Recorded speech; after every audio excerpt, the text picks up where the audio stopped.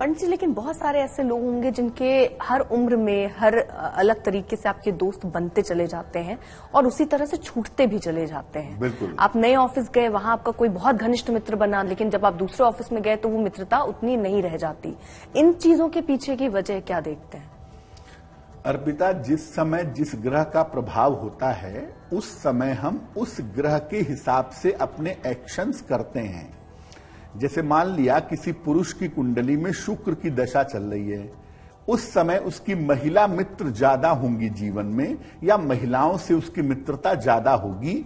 और जब उसकी दशा बदल करके सूर्य की आ जाएगी तो महिला मित्र उसके जीवन में कम हो जाएंगी, पुरुष मित्र ज्यादा हो जाएंगे। कुछ राशियों का ऐसा स्वभाव भी होता है अर्पिता कि उनकी मित्रता छूटती और चलती रहती है, और कुछ राशियों का ऐसा स्वभाव होता है कि उनके ऑफिस कितने भी बदलते रहें, जीवन में कितने भी परिवर्तन होते रहें, उनकी दोस्ती नहीं बदलती है।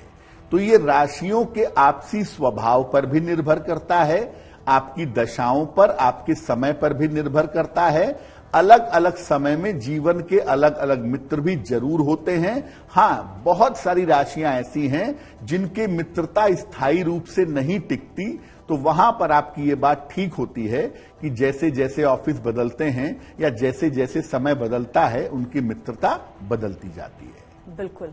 अब सवाल ये है कि अच्छे मित्र जो हैं वो पाएं कैसे?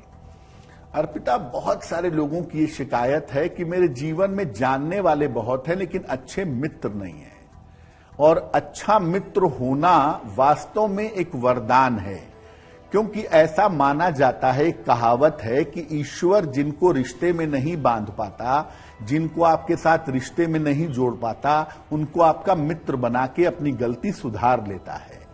तो आपके जीवन में अच्छे मित्र ना हो और कैसे बनाएं, कैसे अच्छे मित्र मिले, आपको क्या करना चाहिए? देखिए, सबसे पहले अपने विचारों को सकारात्मक रखिए, अपनी सोच को पॉजिटिव रखिए, क्योंकि आपके मित्र आपके जीवन में आपकी सोच की वजह से आते हैं। लोग जो जीवन में आपके साथ जुड़ते हैं वो आपकी सोच की वजह से जुड़ते हैं। तो अपने विचारों को, अपने सोच को सकारात्मक रखिए। बहुत ज्यादा गणनाओं का प्रयास मत करिए।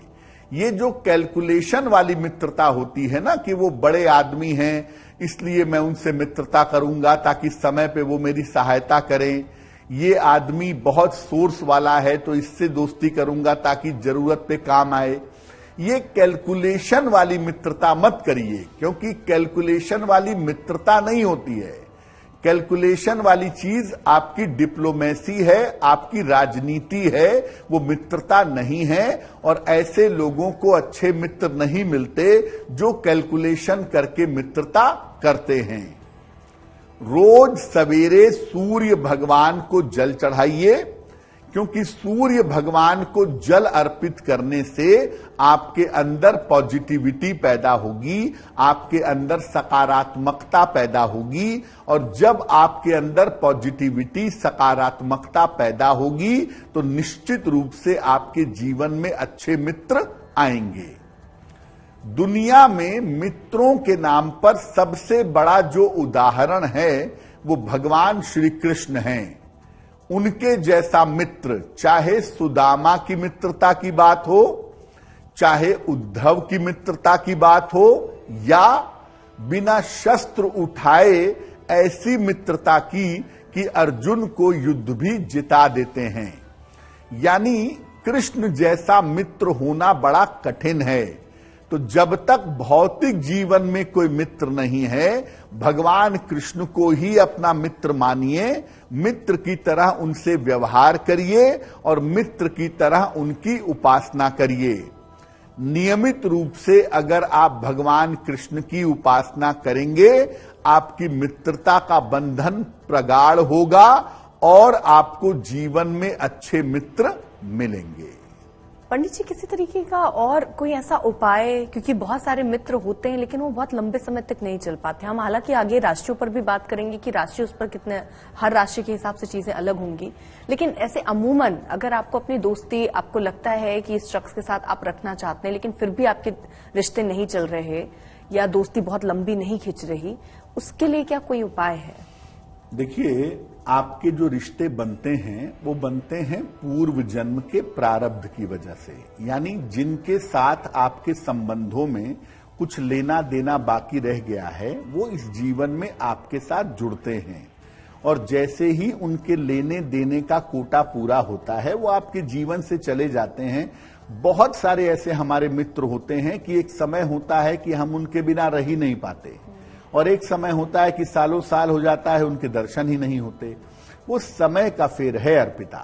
फिर भी अगर आप ये चाहते हैं कि आपके जीवन में एक मित्रता कम से कम ऐसी हो जो घनिष्ठता से, मजबूती से बनी रहे, हमेशा रहे, तो उसके लिए सूर्य देव की उपासना सबसे अच्छी उपासना है, क्योंकि सूर्य की उपासना एक ऐसी उपासना है जो सारे के सारे 9 ग्रहों को बेहतर कर देती है।